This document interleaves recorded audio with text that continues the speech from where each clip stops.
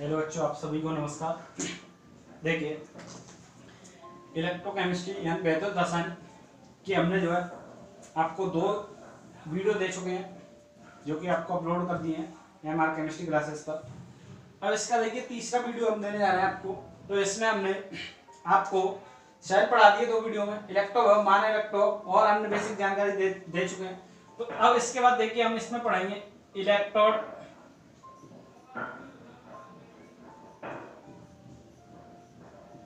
विभव का मापन,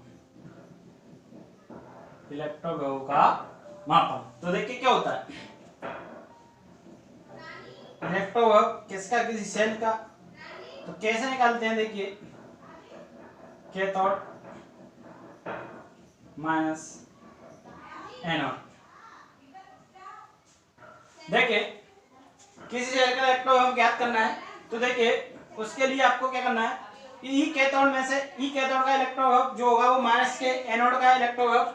अब देखिए कैथोड और एनोड, ये हमने आपको कल दोनों ही सेलों में एग्जांपल देकर बताया था कि अपचयन जो अभिक्रिया होती है वो कैथोड पर होती है और ऑक्सीकरण अभिक्रिया होती है वो एनोड पर होती है। जैसे देखिए हमने ZnCl2 का कोई विलेन लिया, ZnCl2 का कोई विलेन लिया तो ये Zn आयन और क्या क्लोरीन आयन में आयनित हो जाता है। इसी प्रकार देखिए जो कैथोड होता है उस पर ऋणावेश होता है, तो ऋणावेश होने के कारण कैथोड पर जो है आपका Zn गति करता है, चला जाता है और किसमें 2 इलेक्ट्रॉन ग्रहण करके किसमें Zn में अपचयित हो जाता है। अब देखिए हमने कल बताया था किसी तत्व पर जो आवेश होता है वही उसकी ऑक्सीजन क्या होती है, तो इस पर 2 आवेश है तो 2 हो गई, यहाँ 0 कुछ नहीं है तो 0 हो गई। अब इसके आधार पर इसकी जो ऑक्सीजन संख्या में हो रही है वो क्या हो रही है, कमी हो रही है। कमी जब होती है तो अपचयन अभिक्रिया होती है, ये हमने आपको कल बताया था। इसके बाद देखिए कमी हो रही है तो अपचयन अभिक्रिया होगी। अपचयन अभिक्रिया किस पर होती है, कैथोड पर। तो यहाँ से आपको पता चल गया कि कैथोड पर अपचयन अभिक्रिया हो रही है, तो यहाँ से आप पता लगाओ कौन कैथोड है कौन एनोड है। तो अपचयन अभिक्रिया होगी तो यहाँ ये कैथोड हो गया। अब एनोड, एनोड पे ऑक्सीकरण अभिक्रिया होगी। देखिए क्या होगा, Cl आयन आपका क्या होगा एनोड पे आया, क्योंकि एनोड पे धनावेश होता है। अब ये क्या करेगा, एक इलेक्ट्रॉन त्याग देगा और Cl2 में मुक्त हो जाएगा। तो इस प्रकार देखिए यहाँ -k1 आवेश, तो -k1 हो गई है 0, -1 से 0 तो क्या हो रही है, वृद्धि हो रही है ऑक्सीकरण संख्या में, वृद्धि हो रही है तो क्या हो गया, ये आपका क्या हो गया, ऑक्सीकरण अभिक्रिया हो गई। तो यहाँ से आपको पता चला कि कैथोड पर अपचयन और एनोड पर ऑक्सीकरण अभिक्रिया होती है।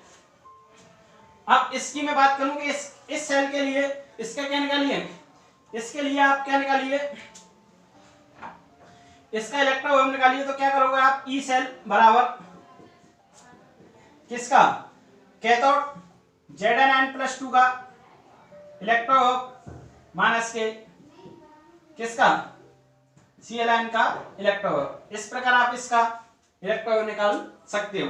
तो देखिए यदि आती है इसकी परिभाषा, यहां से देखिए न्यूमेरिकल लगाऊंगे आपके, तो आप इसकी परिभाषा कैसे लिखोगे, देखिए ये जो आप इलेक्ट्रॉन विभव निकाल रहे हो संपूर्ण सेल के लिए निकाल रहे हो, तो यहां से देखिए जो इलेक्ट्रॉन विभव का मान निकाला जाता है वो किसी भी एक अर्ध सेल के लिए निकालना क्या है, असंभव है, या कह लो नहीं निकाल सकते। और एक सिंपल सी बात बताऊं मैं आपको, या तो आप इस प्रकार कह सकते हो कि किसी भी गैल्वेनी सेल के लिए यहाँ पर 2 सेल बनने, अर्ध सेल अर्ध सेल संपूर्ण सेल हो गए, तो किसी भी गैल्वेनी सेल के लिए क्या करना है आपको, इलेक्ट्रॉन विभव का मान निकालने के लिए कैथोड के अपचयन विभव में से एनोड का अपचयन विभव घटाकर इलेक्ट्रॉन विभव का मान ज्ञात किया जा सकता है।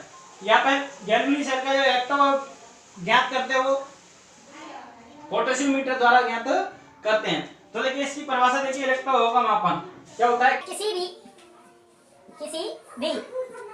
एक अर्ध सेल, किसी भी एक अर्ध सेल का इलेक्ट्रोड विभव ज्ञात करना, या तो कह सकते हो विभव ज्ञात नहीं कर सकते या ज्ञात करना असंभव है, परंतु दो अर्ध सेलों से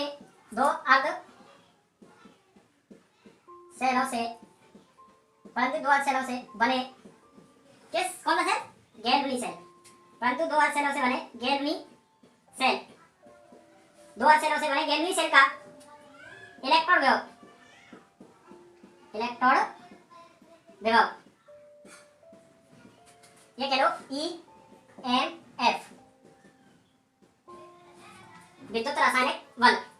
इलेक्ट्रॉन विभव किसके, पोटेशियो मीटर द्वारा ज्ञात कर सकते हो। किसी भी गैल्वेनिक सेल का जो है इलेक्ट्रॉन किससे ज्ञात कर सकते हो, पोटेशियोमीटर द्वारा। लेकिन किस प्रकार ज्ञात करोगे, तो देखिए इसके लिए क्या करना है आपको, पोटेशियोमीटर द्वारा ज्ञात कर सकते हो। तो गैल्वेनिक सेल का इलेक्ट्रॉन विभव ज्ञात करने के लिए, गैल्वेनिक सेल का इलेक्ट्रॉन विभव ज्ञात करने के लिए कैथोड के अपचयन विभव में से एनोड का अपचयन विभव क्या कर दिया था, घटा दिया जाता है। ठीक, यहाँ से इतनी बात क्लियर होगी। क्या करना है आपको, कैथोड के अपचयन विभव से एनोड का अपचयन विभव घटा दिया जाता है। यदि जैसे हम बात करें यहाँ से, तो इस प्रकार निकाल सकते हो अभी। ई सेल क्या होगा, ई कैथोड, कैथोड यहाँ हो रहा है किस पे, Zn+2 से Zn माइनस ई एन किसका, Cl माइनस से Cl2। इन दोनों का इलेक्ट्रॉन विभव रखोगे, आपको सेल का इलेक्ट्रॉन विभव पता चल जाएगा। इतनी बात समझ में आई। तो यहाँ से आप इस प्रकार इलेक्ट्रॉन विभव का ज्ञात कर सकते हो। इलेक्ट्रॉन विभव का मापन मतलब ज्ञात करना, इसकी परिभाषा क्या होगी, किसी भी एक अर्ध सेल का इलेक्ट्रॉन विभव ज्ञात करना असंभव है, या कह सकते हो उसको ज्ञात नहीं कर सकते या संभव नहीं है। परंतु दो अर्ध सेलों से बने गैल्वेनिक सेल का इलेक्ट्रॉन विभव किससे, इलेक्ट्रॉन विभव यहाँ पोटेशियोमीटर द्वारा ज्ञात कर सकते हो। गैल्वेनिक सेल का इलेक्ट्रॉन विभव ज्ञात करने के लिए क्या किया जाता है, कैथोड के अपचयन विभव में से एनोड का अपचयन विभव घटा दिया जाता है। इसको याद रखिए, इसको याद रखोगे आपके न्यूमेरिकल होंगे। देखिए इसके लिए देखिए एक दूसरा सूत्र होता है इलेक्ट्रॉन विभव ज्ञात करने का, क्या होता है, ई सेल बराबर E naught minus 2.303 RT upon NF log उत्पाद की सांद्रता बट्टे क्रियाफल की सांद्रता। देखिए इसको हम आगे आपको बताएंगे कि किस प्रकार क्या क्या होता है। इसके लिए कुछ अब क्रिया बताएंगे आपको, ऑक्सीकरण अपचयन, और इसमें कौन उत्पाद कौन क्रियाफल होता है, यह आपने 11वीं क्लास में पढ़ा होगा, लेकिन बताएंगे।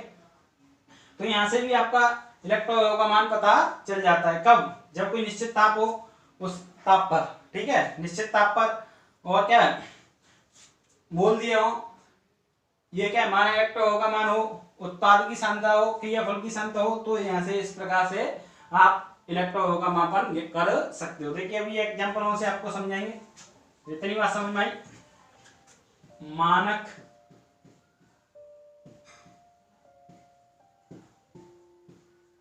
इलेक्ट्रोड विभव का मापन ई नॉट। तो देखिए मानक इलेक्ट्रॉन विभव का मापन क्या होता है, ई सेल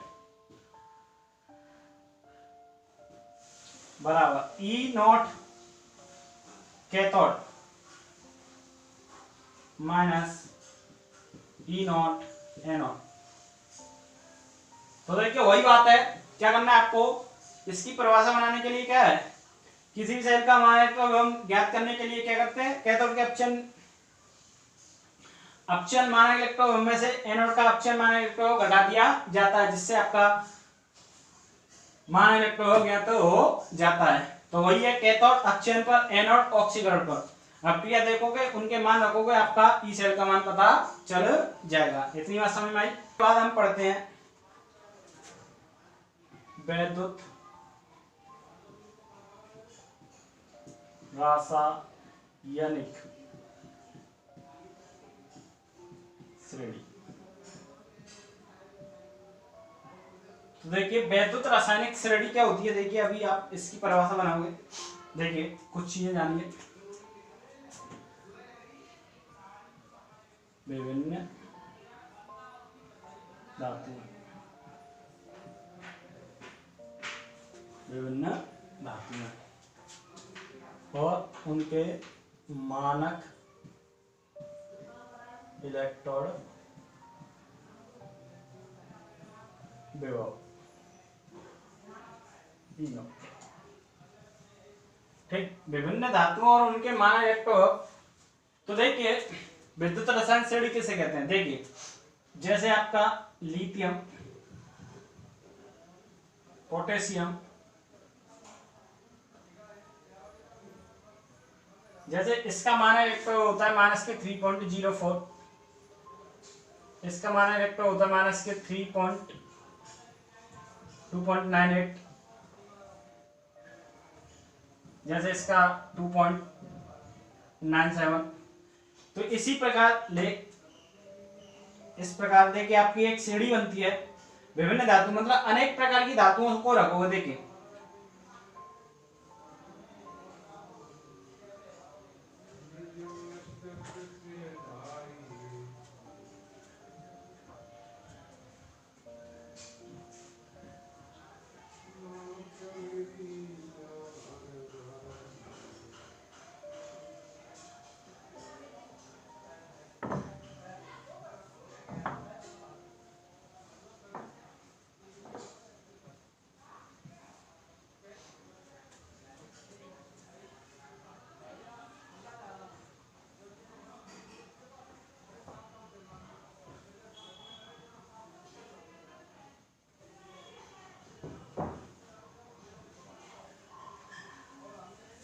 देखिए पहले हम इसकी परिभाषा जान लेते हैं, उसके बाद देखिए आपको विद्युत रसायन श्रेणी समझाएंगे और लगभग आधा से आपका जो चैप्टर है इसी पे डिपेंड रहता है। तो देखिए सबसे पहले हम बात करते हैं कि विद्युत रसायन श्रेणी कैसे करते हैं। तो देखिए हमने क्या किया, विभिन्न धातु विभिन्न अनेक प्रकार की धातु हैं और उनके क्या है मानक इलेक्ट्रोड। तो देखिए यहाँ पर क्या हो रहा है, देखिए आपको माइनस 2.90 माइनस के 2.37। तो यहाँ पर क्या हो रहा है, देखिए कि जो आपकी धातु हैं उनका एक क्रम किसके आधार पर बनना है, उनके मानक इलेक्ट्रोड के क्रम पर रखने पर। इसका इससे थोड़ा कम, इससे थोड़ा कम, इससे थोड़ा कम और इससे थोड़ा कम। इसको मैथ के अकॉर्डिंग भी देखें, इसके मान के ऊपर देखिए इन मानस को छिपा लो तो ये सबसे ज्यादा, इससे कम, इससे कम, इससे कम, इससे कम। तो देखिए विद्युत रसायन श्रेणी किसे कहते हैं, इसकी परिभाषा बनाओगे आप, क्या बनाओगे, विभिन्न धातुओं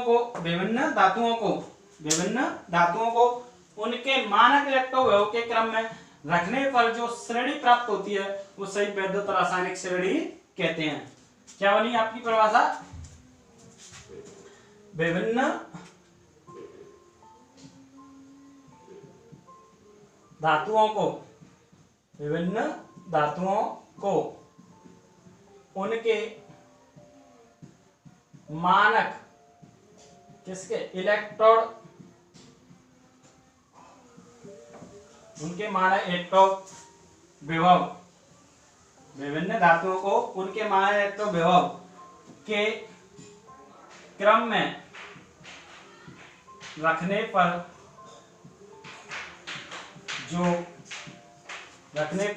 जो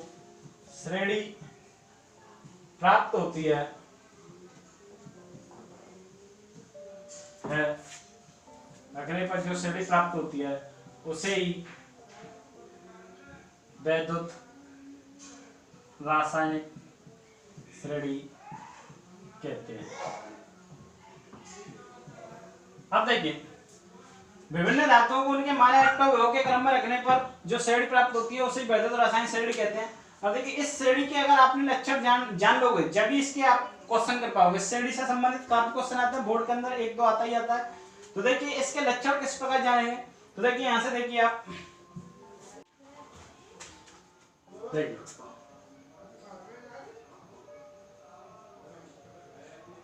विभिन्न धातु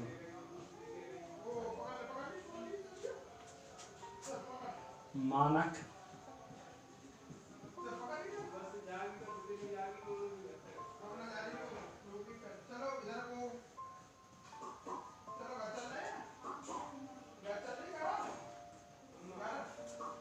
तो देखिए इस श्रेणी से आपकी 50% जो भी इससे संबंधित क्वेश्चन होंगे वो हल हो जाएंगे। देखिए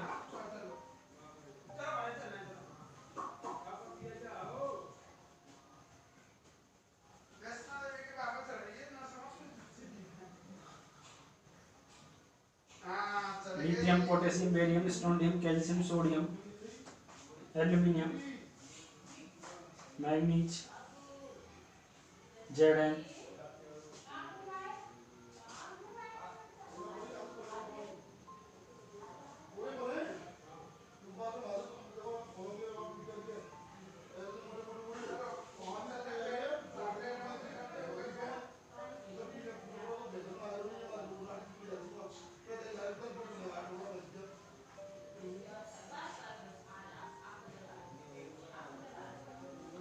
देखिए ये आपकी धातु है। लिथियम, इसका मान electron, potassium, barium, strontium, calcium, sodium, magnesium, aluminium, manganese,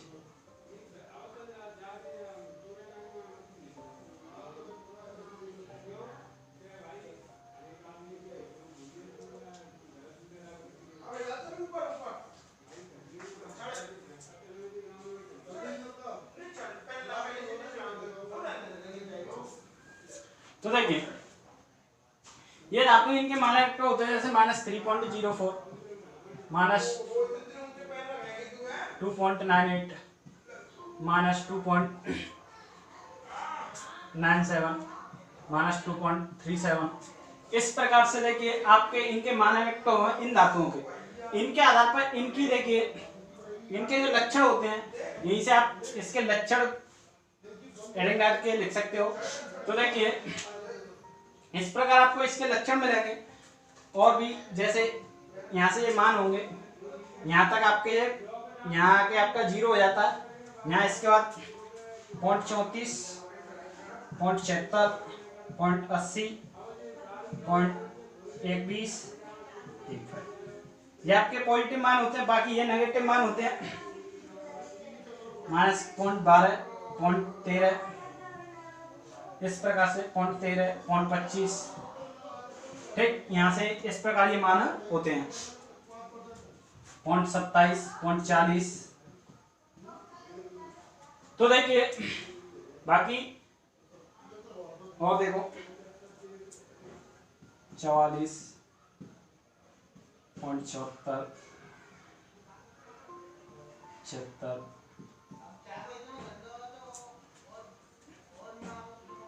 1.28, 1.66,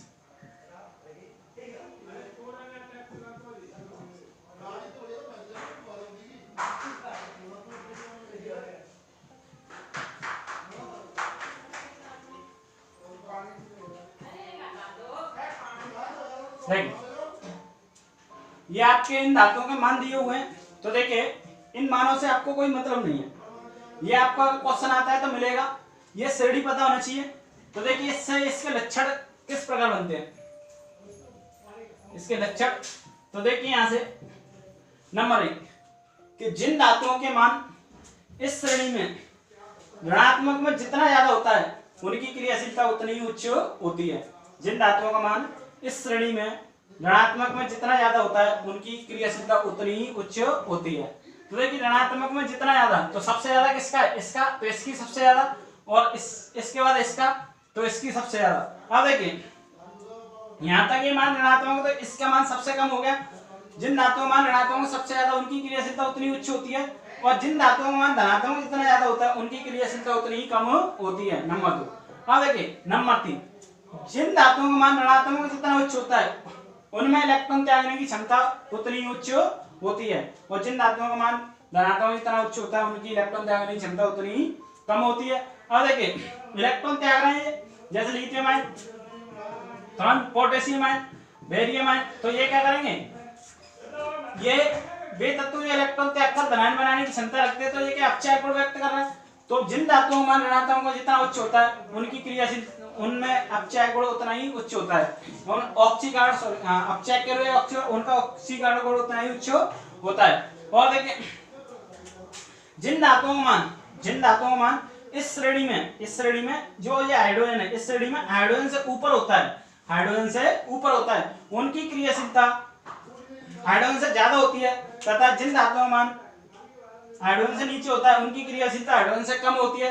तो इस कारण जो धातु हाइड्रोजन से ऊपर होते हैं वो क्या करते हैं, किसी भी अम्ल और जल में से H2 को विस्थापित कर देते हैं, जबकि जिन धातुओं का मान विद्युत आवेश श्रेणी में हाइड्रोजन से नीचे होता है वो किसी भी अम्ल और जल में से हाइड्रोजन को विस्थापित नहीं कर पाते। इस आधार पर देखिए यदि आप नीचे से ऊपर जाओगे तो क्रियाशीलता का मान क्या होता है, बढ़ता है, और ऊपर से नीचे आओगे तो क्रियाशीलता का मान क्या होता है, घटता है।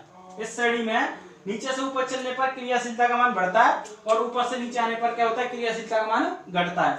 और देखिए इस श्रेणी में नीचे से ऊपर चलने पर अपचय गुण बढ़ता है, ऑक्सीकरण गुण घटता है, और ऊपर से नीचे चलने पर क्या होगा, उल्टा कर दो, ऑक्सीकरण गुण बढ़ता है, अपचय गुण घटता है।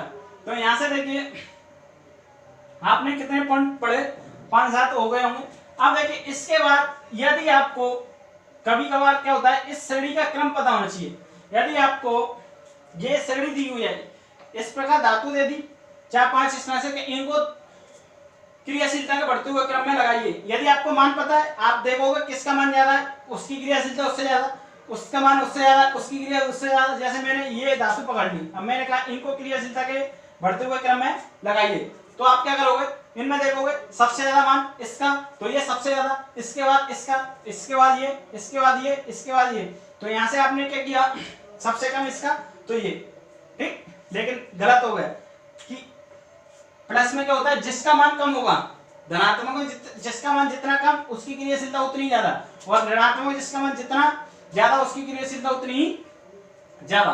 तो यहां से देखिए इस श्रेणी को याद करने की लिए आपको इन सभी धातुओं क्रम से याद करना पड़ेगा, जब इसका आप क्या कर पाओगे, धातुओं को उनकी क्रियाशीलता और अपचय क्षमता के बारे में पता लगा पाओगे। जैसे मैंने बोला,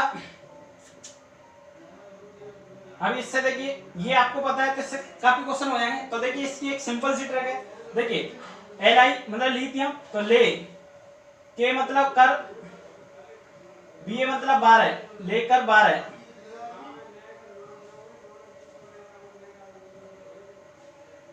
ट्रिक लेकर 12 सरदार,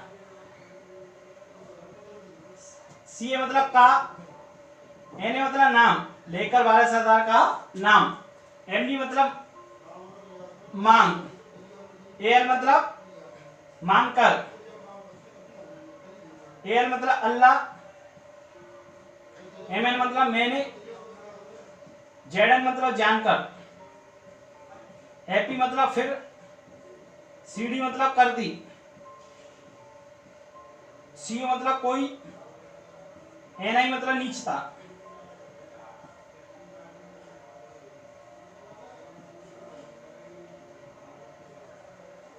सुनो, एसएन मतलब सुनो, पी मतलब प्रभु, हम पर, कब होगा, चांदी, प्लेटी, नम, सोना। कितनी बार समझ आई? देखिए आप इस ट्रिक से इसको याद कर सकते हो। तो यहां से आपको किसी भी प्रकार से कोई भी धातु देता है तो यहां से देखिए कई प्रकार से पूछ सकता है कि उनकी सक्रियता के क्रम में लिखिए। तो जो धातु जितनी ज्यादा क्रियाशील है उसकी सक्रियता उतनी ज्यादा है, ठीक। नंबर 2, इनको इनकी अपचय क्षमता के क्रम में लिखिए। तो देखिए ये जो आपका सक्रियता का बढ़ता क्रम है, सक्रियता का बढ़ता क्रम, या कह लो अपचय क्षमता का बढ़ता क्रम,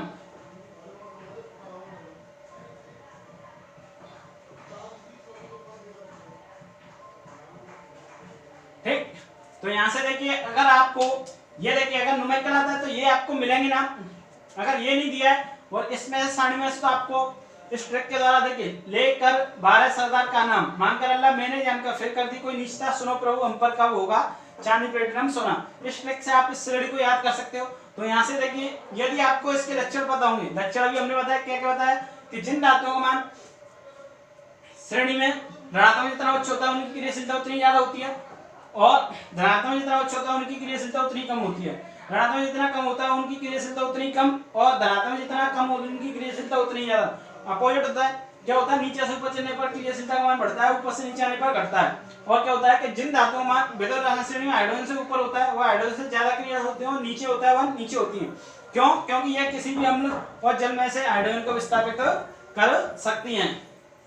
कौन? जो धातु हाइड्रोजन से ऊपर होती है वही अम्ल और जल में से हाइड्रोजन को विस्थापित कर पाएंगी, और जो नीचे है वो नहीं कर पाएंगी। अब देखिए, बात करें, अभी हमने हाइड्रोजन की बात की है, अब देखिए हम बात करें कि जो लिथियम है, लिथियम क्या है, यहाँ पे सबसे ज्यादा क्रियाशील है। यदि किसी भी विलयन में डालोगे, किसी भी विलयन में डालो, किसी प्रकार के विलयन में डालो, उन सबको अलग कर देगा। जैसे हम पोटेशियम के विलयन में डालो, पोटेशियम को विस्थापित कर देगा और इसका स्थान ग्रहण कर लेगा। लेकिन इसको इसके में डालोगे कुछ नहीं होगा, इसको इसके में डालो कुछ नहीं हो, इसके में डाल दिया तो ये इसको विस्थापित कर देगा, और इसको इसमें डालो कुछ नहीं होगा, लेकिन इसको इसमें डाल दिया विस्थापित, इसको इसमें विस्थापित। तो जो धातु इस श्रेणी में जितने ज्यादा ऊपर है उनकी क्रियाशीलता उतनी ज्यादा है। ठीक, तो यहां से इसके आपको इसके लक्षण देखिए, भी एक नोट्स दे देंगे उस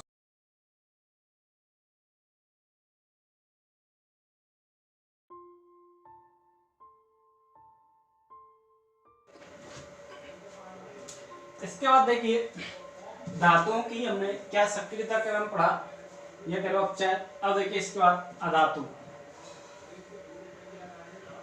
अधातु या हैलोजन परमाणुओं, अधातु या हैलोजन परमाणुओं की ऑक्सीकारक क्षमता का क्या।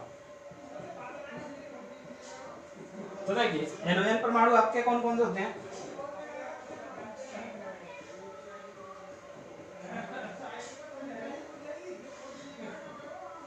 F2, Cl2, Br2, I2 और भी होते हैं, लेकिन उनमें से कुछ धातुओं के उपधातुओं से लक्षण मिलते हैं। मानक अपचयन विभव 2.87, 1.36, सॉरी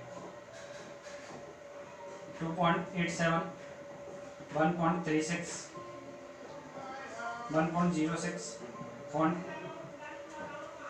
तो देखिए हैलोजन परमाणु या धातुओं की ऑक्सीकारक क्षमता का बढ़ता हुआ क्रम। तो देखिए हैलोजन परमाणुओं का जो मानक अपचयन विभव वो ये है।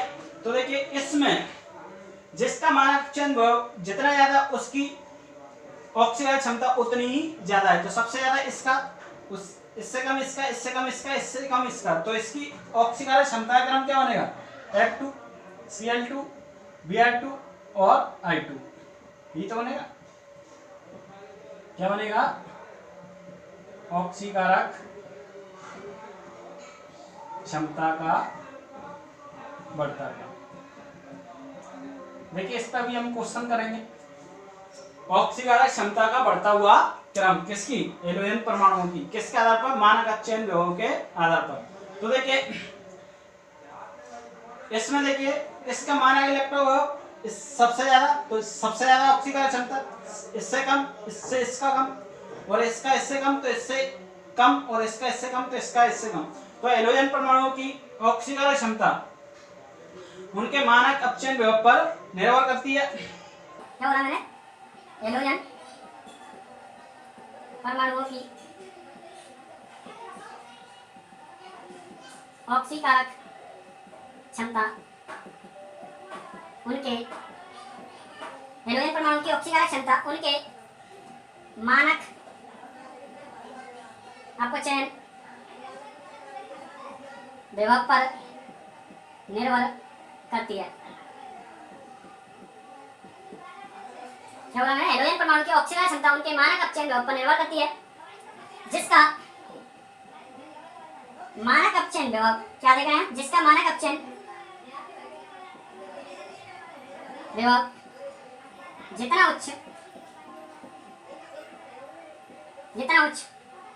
जिसका मानक अपचयन विभव जितना उच्च, उनकी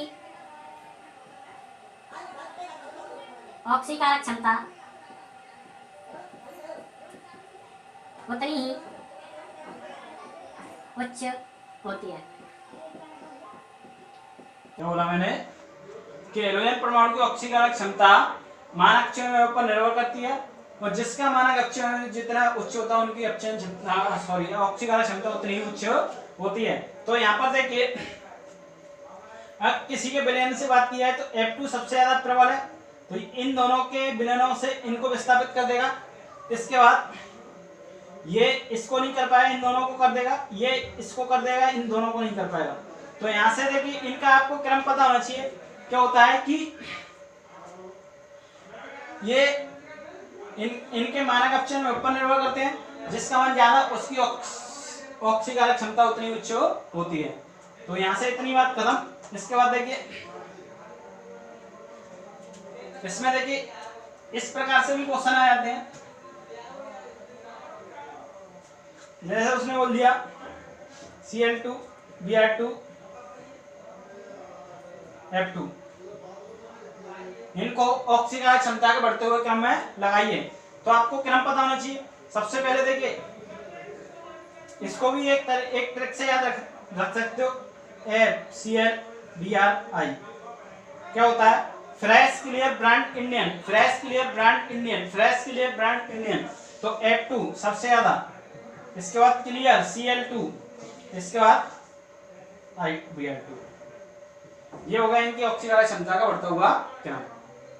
ठीक, तो इस प्रकार आप यहां से अधातु या हेलोजन परमाणु की ऑक्सीकरण क्षमता का बढ़ता हुआ क्रम देख सकते हो।